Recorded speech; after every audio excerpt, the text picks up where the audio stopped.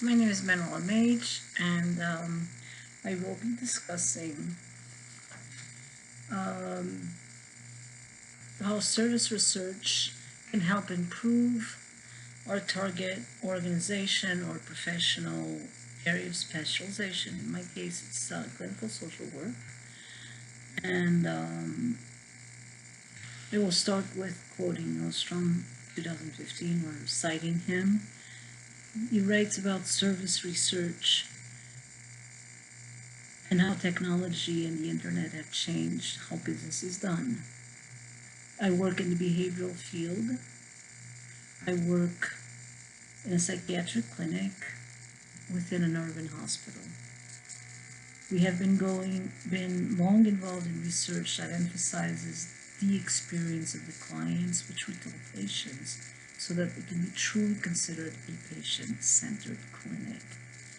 The intersection of research and practice across the disciplines with which I work, namely social work, psychology, psychiatry, and nursing, has become a priority for better outcomes. Bradshaw and Haynes, 2012, discussed three areas which should have priority for better outcomes and our drive to provide a patient-centered and quality-focused service. These areas are the sharing of information, as well as developing and maintaining practice relationships to support mental health services, and the identification of theoretical or conceptual models, as well as the identification of future research directions. They all highlight the importance of voice and shared decision-making in the research process and the importance of using technology to work smarter. Therapists are always engaged in ongoing trainings to deliver what is called evidence-based practices. So Ostrom touches on areas that we are all constantly engaged in. We develop collaborations with other clinics and create and have been creating a network of care navigators and care managers who are in the community. We attempt to adapt to new discoveries and new research either through new medications or therapeutic interventions, and even through ways to reach out to our patients. We now can send messages, a very popular way to communicate.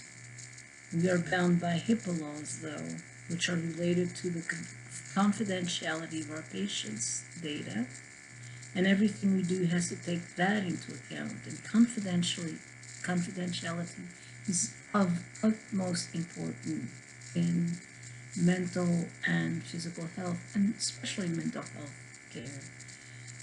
We send emails. We are starting to look into doing teletherapy for those who are more isolated. This already happens in some areas of the country. In New York City, however, that necessity has not become a reality yet, as people are able to either go to a clinic or be seen at home by a team. Our capacity to adapt to new models of maintaining data is also relevant.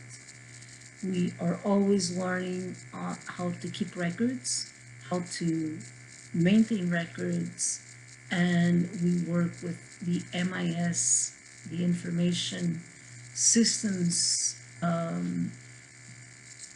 Division, to integrate, to help them and them help us into creating systems that are mutually that we can use, that satisfy the state regulating bodies, and that the technology specialists then can work with. There are other areas where we are still struggling, some of which are related to an organizational-wide mentality change, the capacity to adapt and align rapidly with change, driven by healthcare major players, namely health insurance, Medicaid, and Medicare. In the field of behavioral science and specifically mental health in hospital, clinics, my environment, challenges are the most pertinent to achieve effective change. Addressing the desire by companies and service networks to achieve service seamlessly. And that implies that we are working very hard to create an environment where a patient comes in, requests intake, and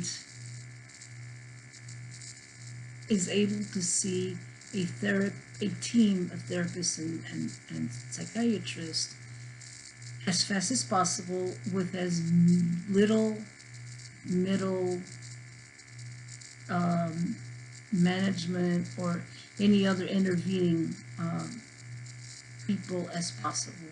So what we're striving for is seamless, patient-centered, and we are involving the patients in this move where patient peer advocates are becoming involved in all many of the decisions that we make.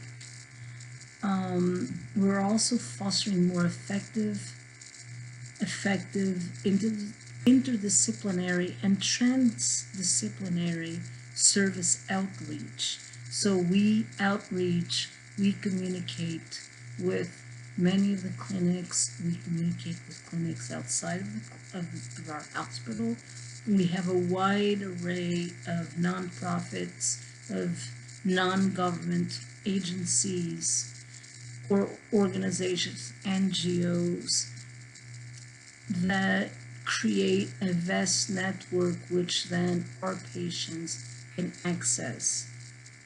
Disrupt is a program driven by Medicaid that is also enabled the mental health field and also the chronic patient that has more than one physical illness to access the services that they need with care managers, case managers, and